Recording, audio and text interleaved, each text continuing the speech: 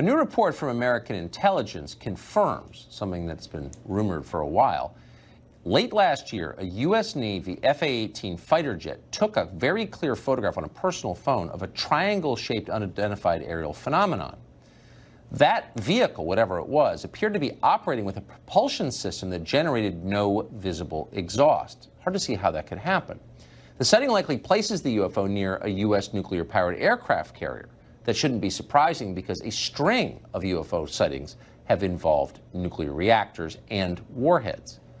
That same report also goes into some detail on underwater UFOs, which behave in ways that science can't explain.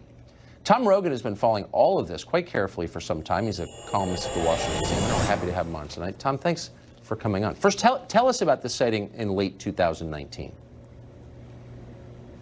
Yeah, good to be with you, Tucker, and thanks for covering this because not enough journalists, I think, do.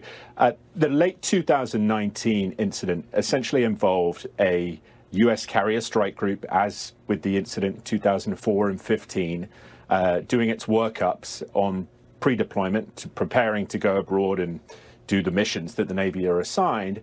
And the pilots are flying off the coast, off the Atlantic seaboard, and see essentially a black triangle, white sort of indicator lights on its peripheral tips coming out of the water very quickly, and then accelerating at extremely high speed at about a 90-degree angle.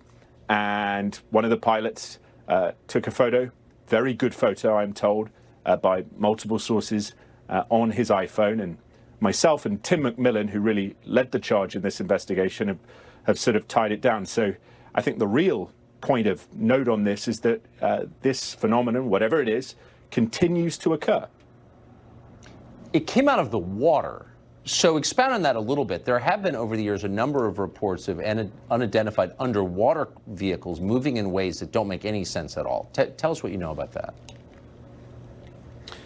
Yeah, this is one of the reasons the Navy is very sensitive about this topic, is because it essentially doesn't want either China or Russia in particular to figure out whatever these vehicles are, because they appear to be intelligently controlled, figure out how they do what they do, because they move at hundreds of knots under the water, or at least they can, and they maneuver in ways that would essentially render a submarine or an aircraft carrier or any, quite frankly, military warship extremely vulnerable to attack. And the capabilities, because of what we understand in terms of friction under the water, right, that these things manifest, and then what they do in the air as well, you know, this is some special stuff, whatever it is.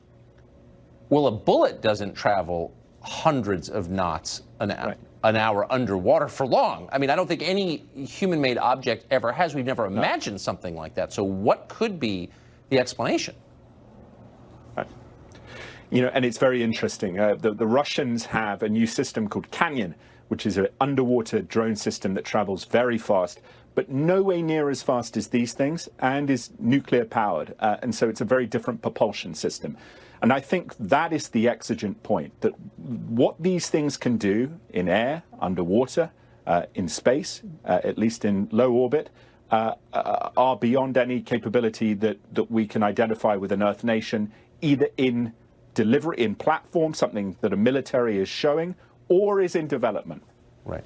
Or has even been conceived of. I mean, let's be honest. This is really out of the realm. Tom, great to see you tonight. Thank you for that report. Right.